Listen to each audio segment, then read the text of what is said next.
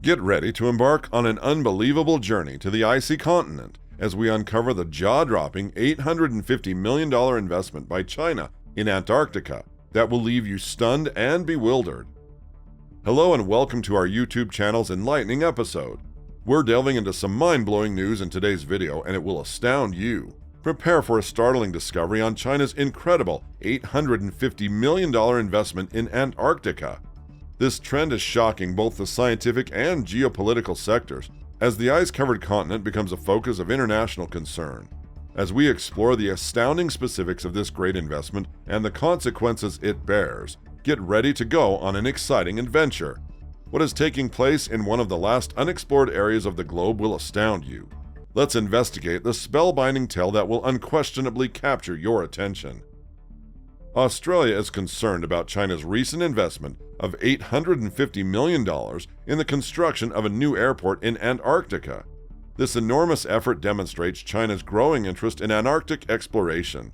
The government has now joined the United States, the United Kingdom, and Australia in creating a permanent airport at the South Pole. While this discovery might pave the way for future scientific study and exploration, it also raises some major concerns about the geopolitical consequences and logistical obstacles of constructing a center in one of the world's harshest locations. It remains to be seen how this move will affect the delicate balance of power in the region and how the various countries will navigate the complex issues that arise from this new development. Antarctica, the world's newest and most mysterious region, has intrigued specialists from all over the world. Antarctica has been a hotspot for exploration and research since its discovery in 1895, attracting a large number of researchers and explorers each year. More than 80 scientific research stations and over 50 large and small airports have been developed on this continent by more than 30 countries, including a new airport proposed by China with an $850 million investment. However, Australia's resistance to the proposal was unexpected, claiming China's violation of its territorial sovereignty over Antarctica. Antarctica is a massive ice sheet measuring 14.245 million square kilometers, with the lowest recorded temperature on Earth, minus 89.2 degrees Celsius. Antarctica, commonly known as the White Desert, has just 2% of its land surface suitable for human habitation, with the other 98% covered in ice and snow. Despite this, professionals from all over the world are drawn to this supposedly hostile environment. What's the reason? Although Antarctica seems to be a glacier, it is really rich in precious resources such as oil and minerals. Antarctica's mineral deposits include the world's most lucrative iron-rich mines, with over 200 distinct types of mineral resources, including the world's first coal mine and iron ore reserves. These resources are vital for scientific research, economic development, and military operations. If these mineral resources are tapped in the future, the globe will have access to them for at least the next 200 years. Hey folks, before we further analyze the research potential, the natural minerals hidden in the chilling area of Antarctica, and see the progress made by China to build its own airport, please make sure to hit the like and subscribe button below to stay updated with the latest shocking videos. Now let's continue. The United Nations has taken an important step by adopting a number of treaties to secure the sensible use of resources in Antarctica, where it is one of the highest significance. All nations are now prohibited from undertaking military operations in Antarctica thanks to these records, which also have restricted mining operations.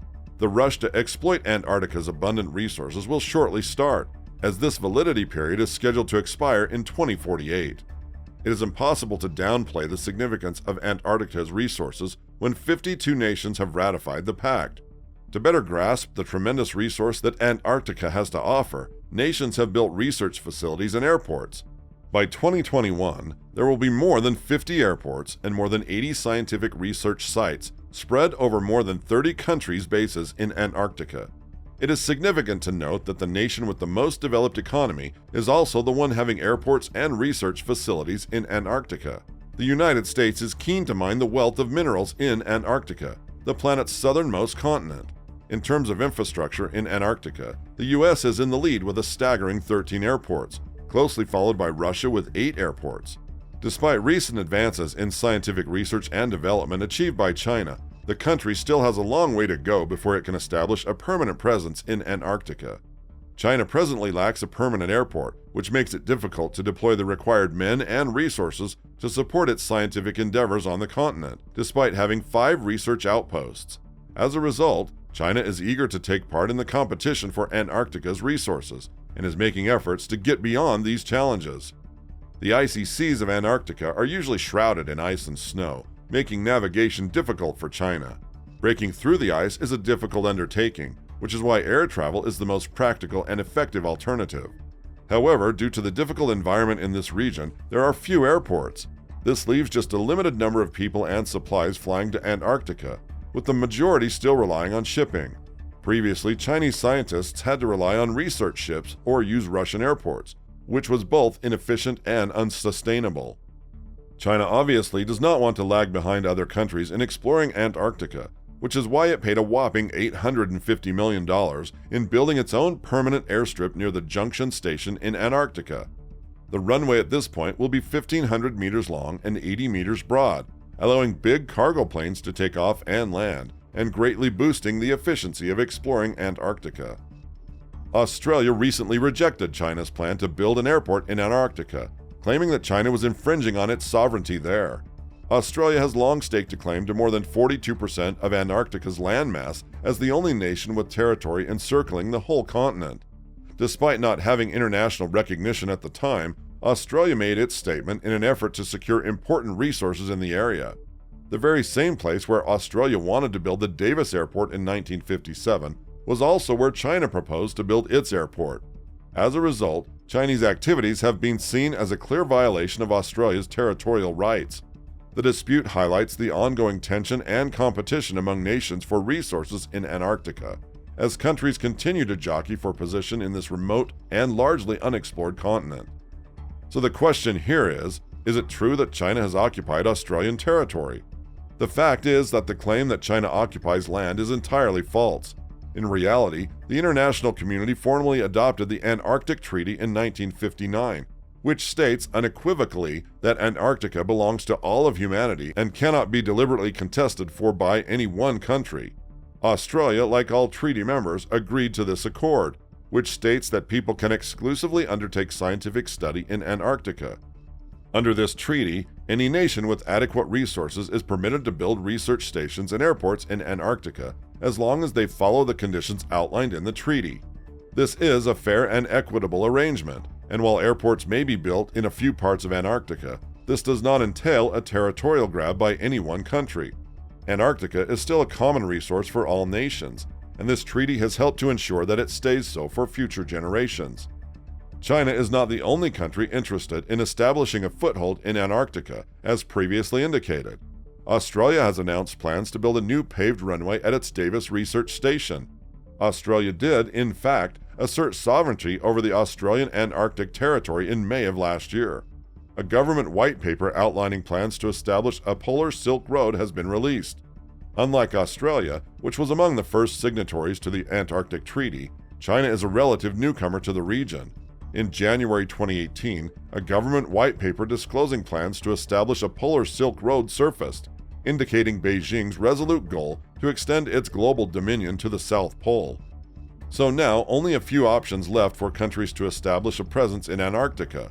Australia's claim to the site of the Davis Airport remains inactive, while China's investment highlights the potential for competition.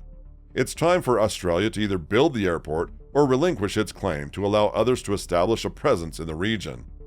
Building an airport in Antarctica is a difficult task, as China has learned firsthand. The hazardous environment has several threats, such as strong rain, ice, and snow fissures, which employees must be prepared to tackle at all times. Furthermore, the airport's actual site has yet to be chosen, but one thing is certain: building it would necessitate tackling various hard challenges, notably Antarctica's severe environment. The region is a continually moving ice platform produced by continental drift. Therefore, builders must find a location with slow and preferably stable directional movement. The difficulties of building an airport in Antarctica are worsened by the area's location in the westerly belt, where high winds constitute a substantial difficulty. Furthermore, the thick layer of snow is difficult to deal with and does not fulfill aircraft takeoff and landing standards. Despite these challenges, the Chinese construction crew persisted and made substantial progress. The airport is approaching completion and will be completely operational by 2023, a monument to their perseverance and fortitude in the face of hardship. So, finally, China's $850 million investment in an airport in Antarctica may shock some, but it highlights the need to balance development and preservation. How can we protect this fragile ecosystem while benefiting from its scientific potential and potential for tourism? Join the conversation, and let's work towards a sustainable future for Antarctica.